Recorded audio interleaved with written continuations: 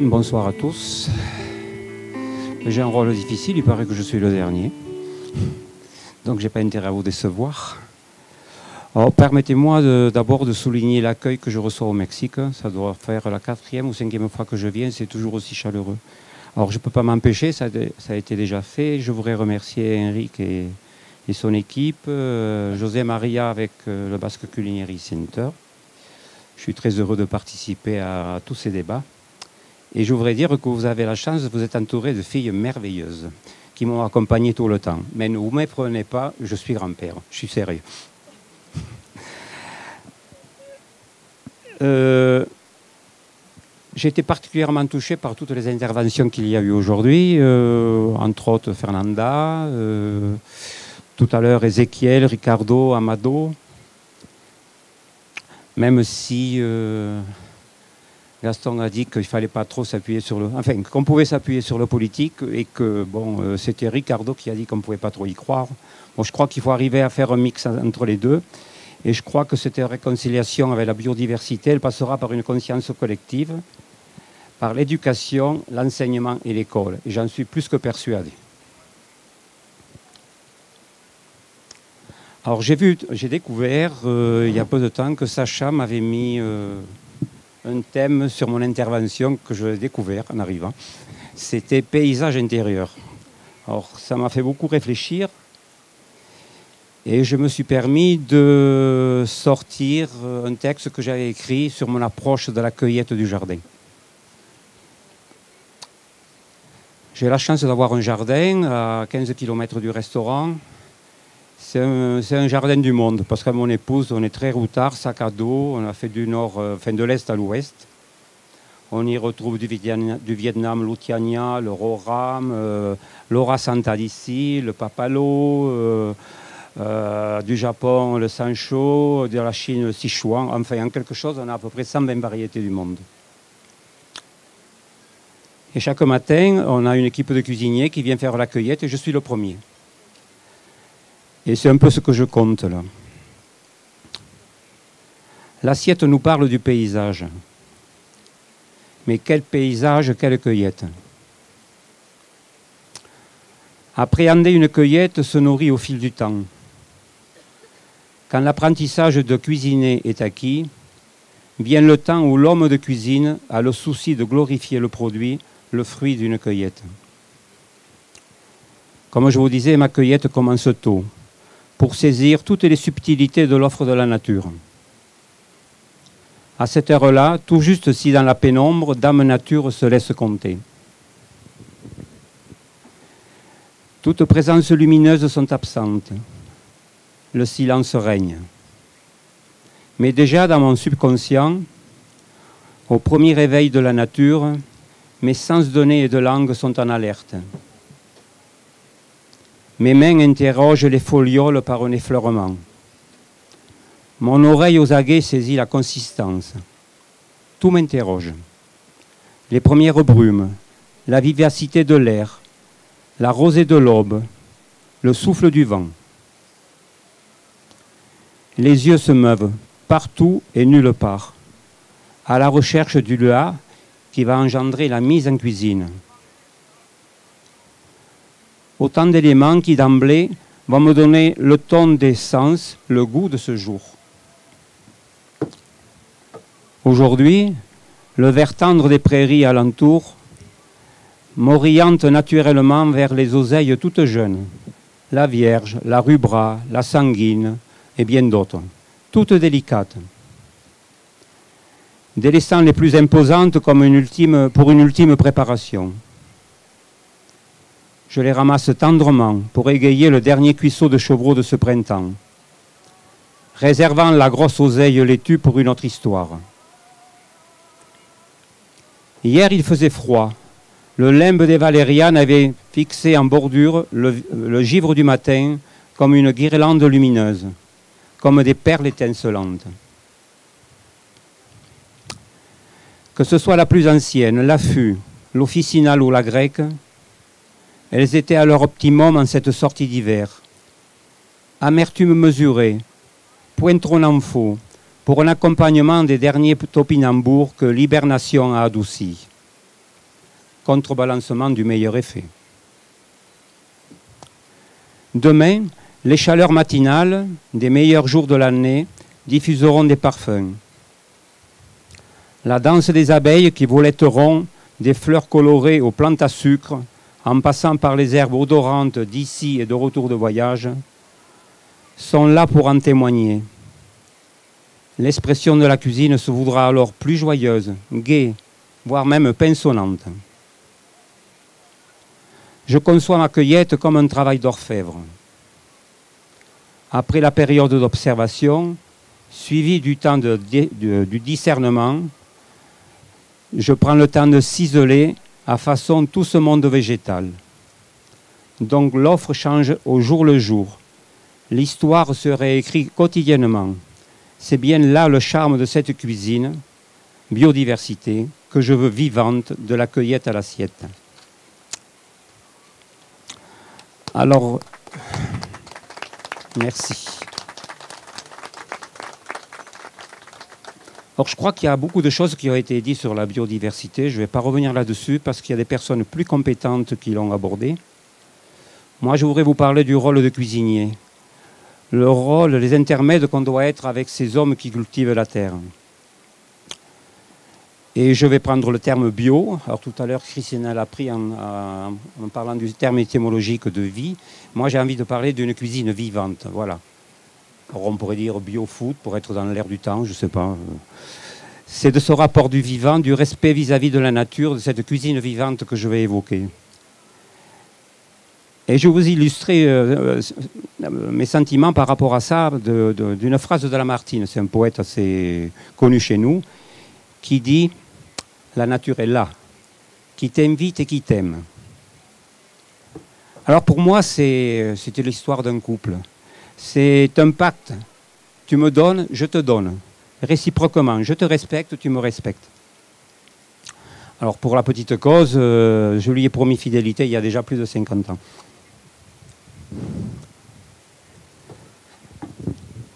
Alors je vous ai parlé de la cueillette, mais quand j'aborde le marché,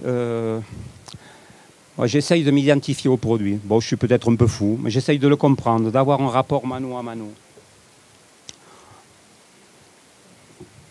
Alors quand je regarde les légumes dans le cadre du marché, quand je regarde un cajot d'épinards, on voit si les feuilles ont été blessées, si elles ont été trop froissées. Ben, pour parler de l'aubergine,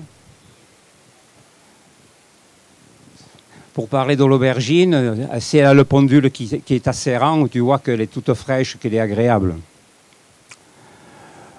Moi, j'adore le chant des courgettes dans un cajot, parce que je ne sais pas si vous avez déjà aperçu, mais des courgettes qui viennent d'être cueillies, quand elles sont dans un cajot et qu'elles crissent l'une à l'autre. Moi, j'adore ce chant. Et ce chant me dit, aujourd'hui, ces courgettes, je vais vraiment les respecter, je ne vais pas les abîmer. Ça ne sera pas du confit, ça sera quelque chose de beaucoup plus direct. Ben, la tonalité d'un chou aussi. Moi, j'aime bien les sonder, vous savez, les écouter. Et suivant la réponse que je vais avoir, je vais l'interpréter d'une manière différente. Alors, si vous n'avez jamais déterré des carottes, c'est quelque chose qu'il faut faire. Quand on déterre des carottes, l'air s'embaume d'une connotation anisée, mais qui est quelque chose qui m'interpelle encore aujourd'hui. C'est formidable. Essayez-le. Alors, c'est cette écoute qui va poser l'utilisation, la transformation. Simple, juste, c'est-à-dire que je la veux bonne. Par là, je veux dire, si vous voulez, que la courgette, je parle de chez moi, la courgette du mois d'avril, ce n'est pas la même que j'ai au mois d'août. Donc, je ne vais pas la traiter de la même façon. Elle ne s'offre pas de la même manière. C'est pour ça que je pense qu'on a un rôle très important, les cuisiniers, vis-à-vis de la biodiversité. Parce que si on tombe dans les schémas où alors on veut la carotte de la même longueur, on a tout de faux. Je pense que c'est notre technicité, notre créativité qui doit être à même de pouvoir apporter des solutions à des transformations qui soient gourmandes. J'ai envie de vous conter... ma maman, elle avait ouvert un restaurant, mais sur ses bases de ménagère. Moi, je suis le fils d'un forgeron, d'un maréchal ferrant. Je suis autodidacte. Et les mères chez nous avaient cette faculté, je dis souvent avec le vide, avec le rien, de faire quelque chose de merveilleux. Elles arrivaient à réunir une tablée avec 3 choses. Et il y a une recette qui me tient à cœur et que je dis souvent, c'est deux recettes. C'est une tomate farcie faite par un cuisinier et une tomate farcie faite par une maman. Alors je ne sais pas par laquelle je commence, par celle que j'aime le moins. Celle du cuisinier. Il ne sait même pas si la tomate, il va les prendre, vous savez, toutes au même calibre. Il ne sait même pas d'où elles viennent. Sont-elles mûres ou pas? Bon, j'exagère un peu. Hein. Mais donc, il va farcir la tomate. Donc, comment un cuisinier, on ne peut pas lui enlever? C'est généreux. Allez, protéines animales, chair à saucisse, chair de volaille. Ah, si je mets un peu de foie gras. Pourquoi pas une râpée de truffes? Allez, j'y vais. La maman, elle n'a rien. Mais elle a cueilli la meilleure des tomates. Il y en a une grosse, il y en a une petite. Et elle va faire une tomate, elle va faire une farce, vous savez, avec la tranche de pain au levain, un peu de blette, une tombée d'ail, avec de l'oignon.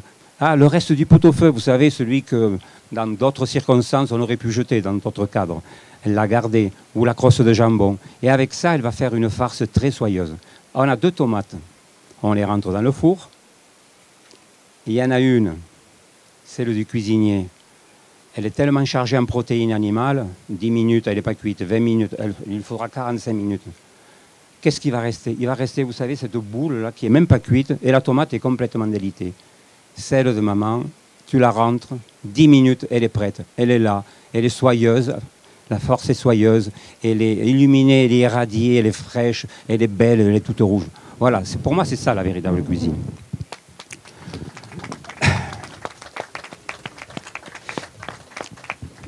Alors la biodiversité, on a parlé tout à l'heure de la pêche. Vous savez, chez nous, il y avait des mouvements à une époque de la cuisine qui me dérangeaient parce qu'en étant autodidacte, c'est pas dans ces codes-là que je me retrouvais. C'est que, mettons, dans une grosse pièce de turbo, ben, on prenait que le dos, le plein centre, et la pointe de le côté de la queue, bon, soit ça allait au personnel, enfin, ou ça allait dans des courbouillons ou autres. Et moi, j'avais peu de moyens dans mon restaurant à La Yole, et c'était avec de la barbue. Alors, la barbue, vous savez, elle avait un filet vers la queue qui était assez fin.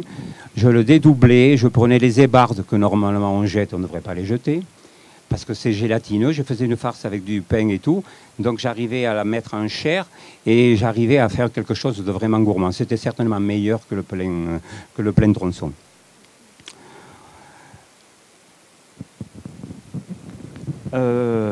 Chez nous, les pommes de terre, on a un plat emblématique, c'est l'aligot. C'est un plat de pommes de terre qui est fait avec un fromage non affiné.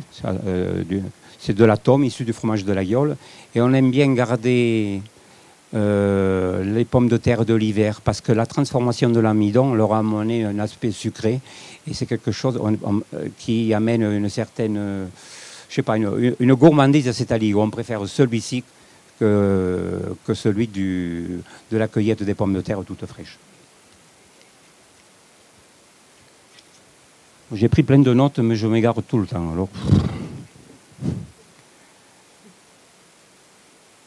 Alors par tous ces exemples que j'ai voulu vous citer, là, je pourrais en citer bien d'autres. Je voudrais dire que le cuisinier doit accompagner ses productions qui ne répondent pas forcément à des standards, aux standards de la grande distribution, qui nous formatent un certain style de distribution. Le cuisinier doit les vulgariser. Moi, je pense que c'est notre rôle, leur donner vie, et puis peut-être les mettre en scène par des préparations gourmandes et ludiques. Moi, je m'occupe d'enfants, de personnes âgées, dans les maisons de retraite. Pour les enfants, j'aime bien leur raconter des histoires. Or, vous savez, un enfant, vous lui faites manger de l'ananas, il ne comprend pas trop. Enfin, je vous parle d'un enfant qui est tout petit, là. Moi, je leur raconte des histoires dans les écoles. Je leur fais un conte. Je leur dis, tu sais, il y avait un bateau qui revenait d'Amérique, il y avait un salmon qui l'accompagnait par côté, et il y avait un ananas dessus. Et ils se racontaient plein d'histoires. Alors, du nard, tout ça. Et puis après, les enfants, ils sont tellement contents qu'ils veulent goûter. Et ils croient que ça, ils n'ont jamais mangé quelque chose d'aussi bon. Je fais des opérations aussi avec des enfants dans des écoles de banlieue sur Paris. Et j'avais appréhendé juste le légume autour des 4 saisons, avec 6 recettes de légumes, 2 sucrés et 2 salés. Non, 2 sucrés et 4 salés. Et je me rappelle d'un petit Africain, c'était des enfants qui avaient à peu près 12 ans, et qui racontait à son camarade de la fois précédente, tu sais, à la maison, j'ai préparé la salade de betteraves et de pommes que Michel nous avait mis en scène la dernière fois. J'en ai jamais mangé d'aussi bonne. Alors pourquoi? Parce que je les avais taillées avec une pomme parisienne. Alors pour ceux qui ne savent pas, une pomme parisienne, c'est une espèce de cuillère qui fait des boules, comme des billes. Donc j'avais fait une salade avec des boules de pommes et des boules de betterave. Et ils jouaient avec la nourriture et ils l'avaient appréhendé d'une manière peut-être tout à fait inconsciente. Et ils avaient adoré. Alors, je voudrais parler aussi du travail que je fais. J'en profite de la dénutrition des personnes âgées qu'il y a dans nos maisons de retraite en Europe. Avec un groupe de l'agroalimentaire, j'ai essayé d'instaurer une autre façon d'aborder la nourriture, parce que tout à l'heure, à plusieurs reprises, on a parlé du souvenir. Et nos anciens collent beaucoup au souvenir, sachant que le repas est le point d'attraction de la journée. Et j'essaye de mettre en place des nourritures qui les raccrochent à leur histoire, à leur territoire. Et j'ai voulu instaurer autour de ça, vous savez, dans nos maisons, les restaurateurs, on a la chance d'avoir des dames qui ont un sourire, qui sont radieuses. Si on ne les avait pas, Gaston, nos maisons, on pourrait faire la plus belle cuisine du monde, ça ne voudrait pas dire grand-chose. Alors, dans ces maisons de retraite, donc, j'ai instauré une espèce de service, c'est-à-dire que le personnel soignant, quand il va servir le potage à Germaine, plutôt que de dire « Germaine, mangez votre soupe », elle va poser l'assiette, puis elle va amener, je ne sais pas, une huile de noisette, et elle va essayer de capter le regard de Germaine, de croiser les yeux. « Germaine, je vous mets un peu plus d'huile de noisette ?» Et vous allez voir, les yeux pétillent. Voilà. Et je trouve que c'est... Voilà. Donc, alors, moi, je terminerai en disant que les cuisiniers, aujourd'hui, avec les émissions de télé, avec tous les concours qu'il peut y avoir de droite et de gauche, on a une force de persuasion qui nous permet d'être vraiment des beaux porte-paroles. Voilà. Merci de m'avoir écouté.